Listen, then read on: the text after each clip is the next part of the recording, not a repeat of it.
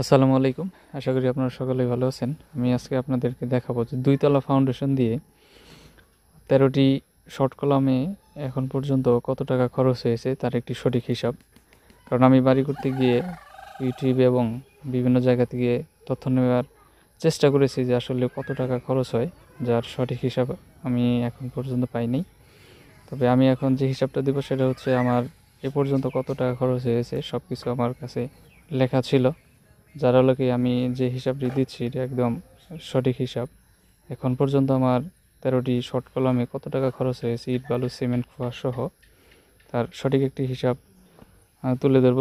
যারা বাড়ি নির্মাণের কথা চিন্তা করতেছেন, আশা করি তারা যদি ভিডিওটা পুরোপুরি দেখেন তাহলে এখান থেকে একটি সঠিক ধারণা আপনারা নিতে পারবেন। এখানে এখন পর্যন্ত আমার সিমেন্ট লেগেছে ৩৯ ব্যাগ, যা ৫২০ টাকা করে কেনা, যার মূল্য হলো ২০,২৮০ টাকা। খোয়া লেগেছে ১৫০ ফিট, যার ১১৮ টাকা করে হলে ১৭,৭০০ টাকা।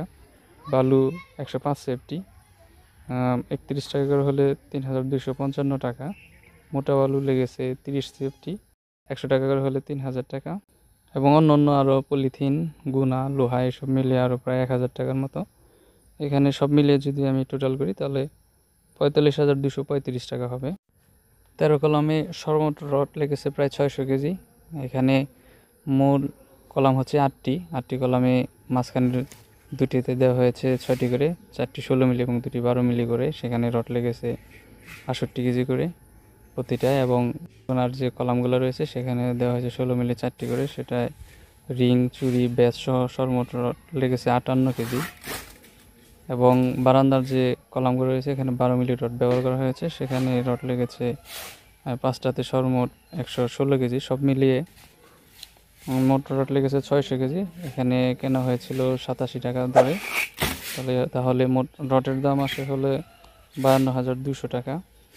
সব মিলিয়ে এবং মিস্ত্রি মজুরি এখানে প্রায় যা কাজ হয়েছে ১৫,০০০ টাকার মতো। সব মিলিয়ে যদি হিসাব করা হয় তাহলে এ যাবৎ আমার এখন পর্যন্ত খরচ হয়েছে ১,১২,৪৩৫ টাকা। আশা করি আপনারা সবাই হিসাবটি বুঝতে পেরেছেন। দেখা হবে আপনাদের সাথে আবারও নতুন কোনো ভিডিওতে। সে পর্যন্ত সবাই ভালো থাকবেন। আল্লাহ হাফেজ।